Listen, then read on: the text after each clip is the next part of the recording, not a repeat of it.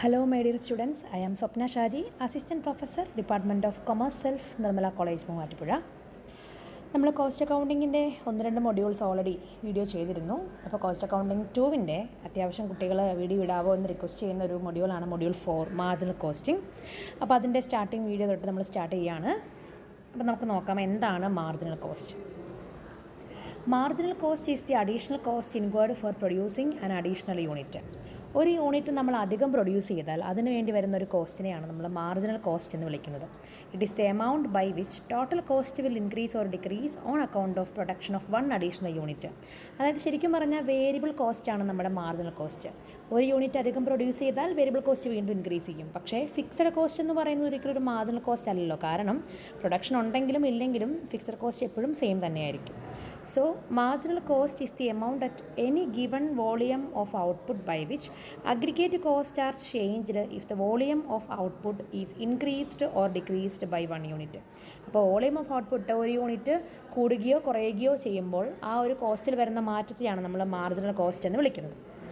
Marginal കോസ്റ്റിങ്ങിൻ്റെ മറ്റൊരു definition കൊടുത്തിട്ടുണ്ട്. The ascertainment of marginal cost of the effect on the profit of change in volume or type of output by differentiating between fixed and variable cost. അപ്പോൾ fixed കോസ്റ്റും variable കോസ്റ്റും തമ്മിലൊരു differentiation വരുത്തിക്കൊണ്ട് നമ്മളതിൻ്റെ കോസ്റ്റിനെ കണക്കാക്കുകയാണെങ്കിൽ അതിനെയാണ് നമ്മൾ മാർജിനൽ കോസ്റ്റിംഗ് എന്ന് വിളിക്കുന്നത്.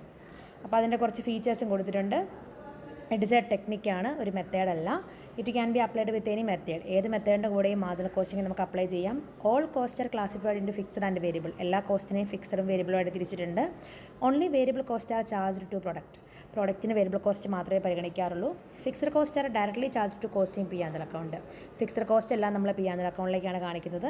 Contribution is the guiding factor. എന്താണ് കോൺട്രിബ്യൂഷൻ എന്നുള്ളതൊക്കെ നമ്മൾ ഡീറ്റെയിലായിട്ട് പഠിക്കും. എന്തായാലും കോൺട്രിബ്യൂഷനെ വെച്ചുകൊണ്ടാണ് തീരുമാനങ്ങൾ എടുക്കുന്നത്.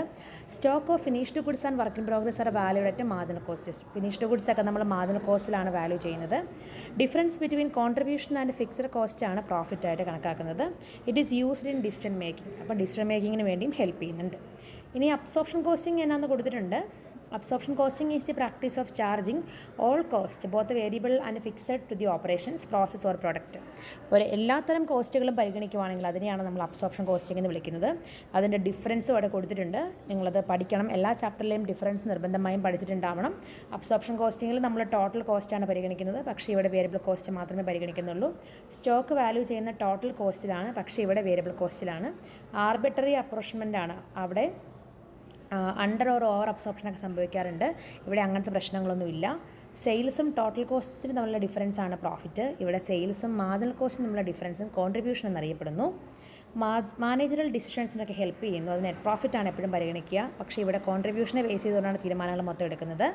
കോസ്റ്റ് വോളിയം പ്രോഫിറ്റ് റിലേഷൻഷിപ്പ് ഒന്നും കാണിച്ചു തരുന്നില്ല, പക്ഷേ ഇത് മാർജിനൽ കോസ്റ്റിങ്ങിലൊക്കെ വ്യക്തമായിട്ട് കാണാൻ പറ്റും. എക്സ്റ്റേണൽ റിപ്പോർട്ടിങ്ങിന് ഹെൽപ്ഫുള്ളാണ്, പക്ഷേ ഇത് ഇൻറ്റേർണലിനാണ് സ്യൂട്ടബിൾ ആയിട്ടുള്ളൂ. ഡിസിഷൻ മേക്കിങ്ങിന് ഹെൽപ്ഫുൾ അല്ല, ഇത് ഡിസിഷൻ മേക്കിങ്ങിന് ഹെൽപ്ഫുള്ളാണ്. ഇനി എന്താണ് നമ്മുടെ മാർജിനൽ കോസ്റ്റ് ഇക്വേഷൻ?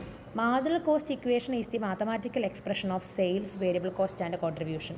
സെയിൽസും വേരിയബിൾ കോസ്റ്റും കോൺട്രിബ്യൂഷനും തമ്മിലുള്ള ബന്ധത്തെ മാത്തമാറ്റിക്കലി നമ്മൾ കാണിക്കുന്നതിനെയാണ് മാർജിനൽ കോസ്റ്റ് ഇക്വേഷൻ എന്ന് വിളിക്കുന്നത്. അതിൻ്റെ കുറച്ച് ഫോർമുലാസ് വന്നിട്ടുണ്ട്.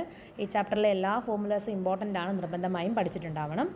സെയിൽസ് എന്ന് പറയുന്നത് വേരിയബിൾ കോസ്റ്റിൻ്റെ കൂടെ ഫിക്സഡ് കോസ്റ്റും പ്രോഫിറ്റും കൂട്ടുമ്പോൾ കിട്ടുന്നതാണ് സെയിൽസ്. അപ്പോൾ അങ്ങനെയാണെങ്കിൽ സെയിൽസിൽ നിന്ന് വേരിയബിൾ കോസ്റ്റ് കുറയ്ക്കുന്നത് ഫിക്സഡ് കോസ്റ്റിൻ്റെ കൂടെ പ്രോഫിറ്റ് കൂട്ടുന്നതിന് ഈക്വൽ ആയിരിക്കും. ദെൻ സെയിൽസിൽ നിന്ന് വേരിയബിൾ കോസ്റ്റ് കുറച്ചാൽ കിട്ടുന്നതാണ് കോൺട്രിബ്യൂഷൻ. അങ്ങനെയാണെങ്കിൽ ഫിക്സഡ് കോസ്റ്റും പ്രോഫിറ്റും കൂടെ കൂട്ടുമ്പോൾ കിട്ടുന്നതും കോൺട്രിബ്യൂഷനാണ്. Profit is equal to contribution minus fixed cost. അപ്പോൾ എന്താണ് ഈ മാർജിനൽ കോസ്റ്റ് ഇക്വേഷൻ എന്ന് ചോദിച്ചാൽ sales minus variable cost is equal to fixed expenses plus profit is equal to contribution. ഇതാണ് നമ്മുടെ marginal cost equation.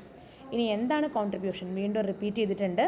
Contribution is the difference between sales and marginal cost of sales. It is consist of both fixed cost and profit. അപ്പം contribution എന്ന് പറയുന്നത് സെയിൽസും marginal കോസ്റ്റും തമ്മിലുള്ള difference ആണ്. അപ്പോൾ വീണ്ടും അതിൻ്റെ ഫോർമുല കൊടുത്തിട്ടുണ്ട്. Contribution is equal to sales minus variable cost, അല്ലെങ്കിൽ contribution is equal to fixed cost plus profit. നമുക്കൊരു സിമ്പിൾ പ്രോബ്ലം ഒന്ന് നോക്കാം. From the following data calculate contribution and profit. Sales ഉണ്ട്, വേരിയബിൾ കോസ്റ്റ് ഉണ്ട്, ഫിക്സഡ് കോസ്റ്റ് ഉണ്ട്.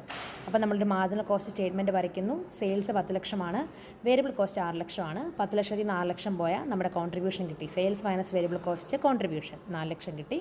അതിൽ നിന്ന് fixed cost 3 ലക്ഷം കുറച്ച് കഴിഞ്ഞാൽ നമുക്ക് പ്രോഫിറ്റ് കിട്ടി. വളരെ സിമ്പിളാണ് ഈ ഒരു തുടക്കം. നിങ്ങൾക്ക് മനസ്സിലായിട്ടുണ്ടെന്ന് വിചാരിക്കുന്നു. എന്തെങ്കിലും ഡൗട്ട് ഉണ്ടെങ്കിൽ വീഡിയോയ്ക്ക് താഴെ കമൻറ്റ് ചെയ്യുക. ബാക്കി വീഡിയോസും ഉടനെ തന്നെ പോസ്റ്റ് ചെയ്യുന്നതാണ്. താങ്ക്